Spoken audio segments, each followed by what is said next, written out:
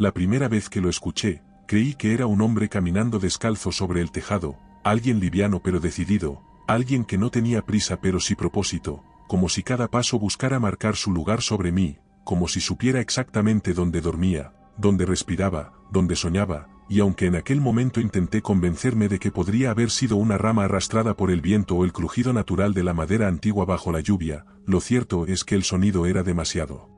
Si disfrutas de este relato, suscríbete y deja tu like. Lo que viene a continuación te pondrá los pelos de punta. Rítmico, demasiado preciso, demasiado humano, y mi instinto me dijo que aquello no pertenecía a ningún animal del bosque, o al menos no a ninguno que yo hubiera conocido hasta entonces. Había llegado al puesto hacía apenas unas horas, reemplazando al guardabosques titular, un veterano que, según la administración del parque, había enfermado de gravedad y había pedido que no lo molestaran durante su baja médica, una petición que no me pareció extraña hasta que vi la expresión del encargado al decirlo, una mezcla de resignación y algo que no supe nombrar, como si ocultara una verdad, y aunque me limité a sentir y a recoger las llaves de la vieja cabaña de vigilancia al norte del perímetro, ya entonces, mientras conducía por ese camino estrecho y flanqueado de árboles que parecían inclinarse sobre el vehículo, tuve la sensación de que aquel lugar no quería ser habitado, que había algo en la disposición del bosque, en su quietud, en su sombra persistente incluso a mediodía, que me empujaba a irme. La cabaña era de madera sin tratar, con una chimenea en ruinas, una radio de largo alcance que crepitaba sin conexión, una cama individual, una lámpara de queroseno y una libreta en la que apenas había garabatos sin sentido, líneas torcidas como si alguien hubiera intentado escribir en la oscuridad o con las manos temblando. Había en el aire un olor que no supe identificar al principio, una mezcla de madera húmeda, pelo mojado y algo más tenue pero persistente, un aroma metálico y dulce que solo reconocí más tarde, cuando vi al zorro. Fue al anochecer, cuando decidí dar una vuelta por los alrededores con la linterna y un viejo mapa topográfico del área, buscando conocer los senderos y puntos de referencia como se esperaba de mí, que lo encontré, tendido entre los arbustos, con el pelaje pegado al cuerpo y los ojos abiertos en un gesto de absoluto desconcierto, como si hubiera fallecido sin comprender cómo ni por qué, y aunque en un primer momento pensé que se trataba de una pelea con otro animal o una enfermedad, algo en la forma en que su cuello estaba torcido, con una torsión antinatural que parecía haber sido aplicada de manera deliberada me hizo retroceder un paso, y al mirar a mi alrededor me di cuenta de que no había ningún sonido, ni insectos, ni pájaros, ni ranas, nada, solo la linterna temblando en mi mano y ese cuerpo pequeño y roto que parecía haber sido dejado allí como advertencia. Esa noche, mientras intentaba dormir con la puerta atrancada y la radio a mi lado, el silencio del bosque se volvió más denso, más físico, como si pesara sobre la cabaña, como si aquello que había acabado con el zorro aún estuviera cerca, observando desde la maleza o quizás desde un lugar más alto, porque justo cuando estaba a punto de dormirme, escuché el primer paso sobre el tejado, lento, húmedo, exacto, y luego otro, y otro, cada uno más cerca del punto directamente sobre mi cabeza, y no sé cuánto tiempo permanecí inmóvil, conteniendo la respiración, esperando a que se detuviera o a que bajara, lo que ocurriera primero, pero no hizo ninguna de las dos cosas, simplemente se quedó allí, respirando, porque sí, lo juro, escuché la respiración, una exhalación nasal profunda y constante que bajaba por las paredes. No sé si dormí esa noche, y cuando salí al exterior, con la linterna aún encendida pese a la luz, encontré huellas, pero no eran de botas ni de pezuñas, eran huellas descalzas, alargadas y con dedos finos, como si un hombre famélico hubiese caminado en círculos alrededor de la cabaña y luego subido al tejado por la parte trasera, donde una rama sobresalía justo lo suficiente para usarse como apoyo.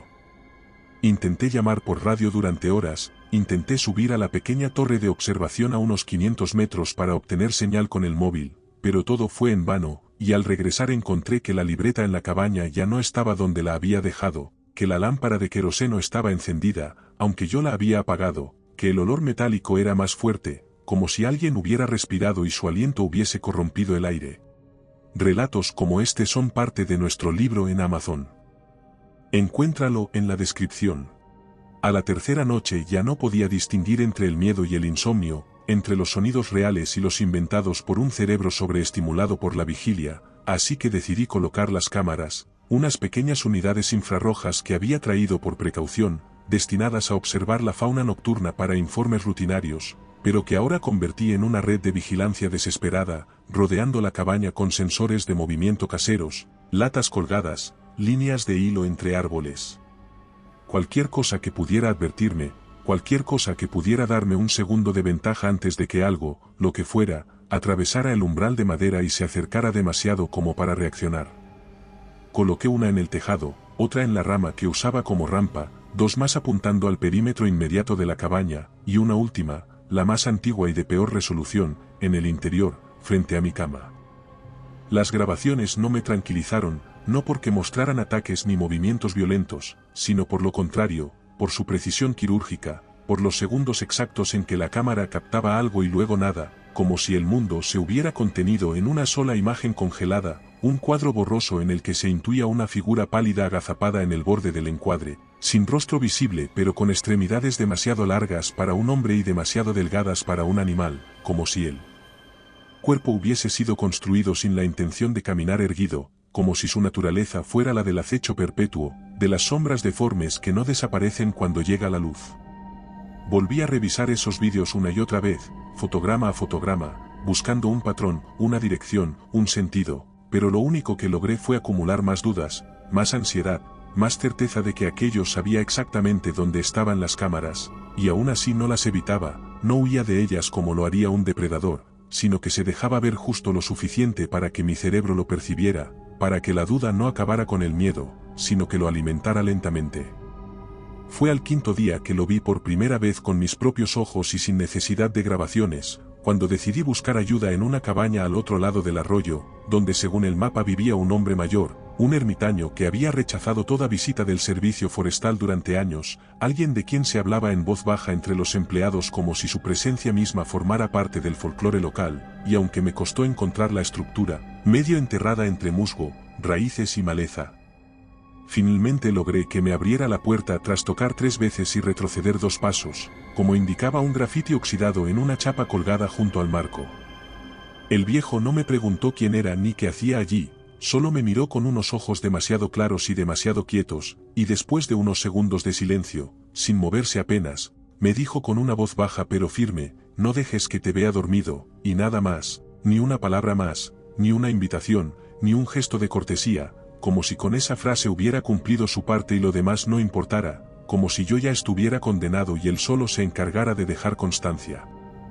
Volví a la cabaña al atardecer, y esa noche, agotado, sin fuerzas para resistir, sin armas salvo una linterna casi descargada y un cuchillo de cocina, caí dormido sin querer, o quizá me dejaron dormir, quizá fue parte del juego, quizá solo esperaban eso. Me desperté sin poder moverme, con la espalda helada y una presión inmensa en el pecho, como si alguien me observase desde muy cerca, y lo supe antes de abrir los ojos, supe que no estaba solo, que algo respiraba lento y profundo junto a mí, con un ritmo que no era humano, con una cadencia que no se ajustaba a ninguna lógica, como si sus pulmones estuvieran donde no deberían o como si respirara por más de un lugar al mismo tiempo. Este vídeo es posible gracias a nuestros miembros. Gracias por hacer esto posible. Cuando por fin reuní el valor para abrir los párpados, solo por un instante, solo para confirmar lo que ya sabía, lo vi el contorno de una cabeza inclinada, sin pelo, sin facciones visibles, pero con una piel tan pálida que parecía emitir un brillo húmedo bajo la penumbra, y lo más estremecedor no fue su forma, ni su cercanía, ni siquiera su silencio, sino el hecho de que no parpadeaba, que sus ojos, si es que eran ojos, se mantenían abiertos, fijos, con una intensidad que no buscaba verme, sino atravesarme, como si pudiera verme por dentro. No recuerdo cómo terminó esa noche, si me desmayé o si la criatura simplemente se retiró una vez satisfecha, si mis gritos sonaron o si solo fueron ecos dentro de mi cabeza, pero al despertar ya era de día, con la puerta abierta de par en par, con barro fresco sobre la madera del suelo, con todas las cámaras apagadas y la cinta de la linterna envuelta en un nudo que yo no había hecho, como una broma cruel, como una firma. La tormenta empezó. Los truenos se confundían con el crujir de los árboles y el viento golpeaba la cabaña con tanta fuerza que pensé que en cualquier momento las paredes iban a ceder, y sin embargo, lo que más me estremecía no era la posibilidad de que el techo se viniera abajo o que un rayo alcanzara el generador, sino el silencio que se abría entre cada rayo, ese hueco de apenas segundos en el que podía escucharlo moverse, trepar, reptar, acercarse sin romper ramas ni hojas, porque el no sé desplazaba como el resto de las criaturas del bosque, él simplemente estaba donde decidía estar, y aquella noche había decidido no esconderse más. Corrí, porque comprendí que quedarme suponía entregarme, porque el refugio había dejado de serlo y se había convertido en una trampa, así que tomé una mochila con lo esencial. El bosque había cambiado, los caminos se habían desvanecido, los árboles se habían desplazado, no físicamente pero sí en su disposición, en su densidad, en su intención, como si cerraran filas a su paso, como si lo protegieran, como si fueran parte de él o él parte de ellos. Avancé durante horas por un sendero que recordaba salía a la carretera más cercana, luchando contra el barro, la lluvia y una oscuridad que parecía moverse con vida propia, y todo el tiempo lo sentí detrás de mí, como si su respiración estuviera sintonizada con la mía y cada paso mío desencadenara uno suyo, más largo, más silencioso, más cercano, y sabía que si me detenía por más de un segundo lo tendría sobre mí. En un momento, cuando creí haberlo dejado atrás, cuando pensé que quizá la tormenta lo había ahuyentado o que el cansancio me había hecho imaginar su proximidad, me detuve a beber agua de una charca, y allí, reflejado a medias por el rayo, lo vi, a cuatro patas, inmóvil, con los brazos extendidos hacia adelante y los dedos clavados en la tierra, como un animal a punto de saltar pero con los ojos humanos bien abiertos, brillando, mirándome desde la distancia, como si supiera que lo vería, como si lo hubiese planeado, y lo peor fue darme cuenta de que no se inmutaba, que solo quería que grabara esa imagen en mi mente, que supiera que había cruzado una línea y que no habría vuelta atrás. Eché a correr sin mirar atrás, sin importar los golpes, las ramas, las espinas o el dolor, y no sé cuánto tiempo pasó, si fueron minutos u horas, si crucé senderos o di vueltas en círculo. La policía me encontró de madrugada, empapado, con la ropa desgarrada y la mirada fija en un punto más allá de la línea de árboles, y aunque intentaron hacerme preguntas, aunque me llevaron al hospital y luego a la estación, aunque revisaron la zona durante días con perros, drones y helicópteros, no hallaron nada, ni huellas, ni cuerpos, ni cámaras, ni rastro de la cabaña siquiera, como si todo lo vivido hubiera sido una alucinación febril, como si yo fuera solo un loco más que se había perdido. Si te está gustando este relato, suscríbete. Y recuerda que comentando nos ayudas a llegar a más gente, siempre os leemos a todos. Si no sabes qué comentar, siempre puedes poner misterioso en los comentarios. En el bosque y que hablaba de pasos en el tejado y ojos que no parpadean.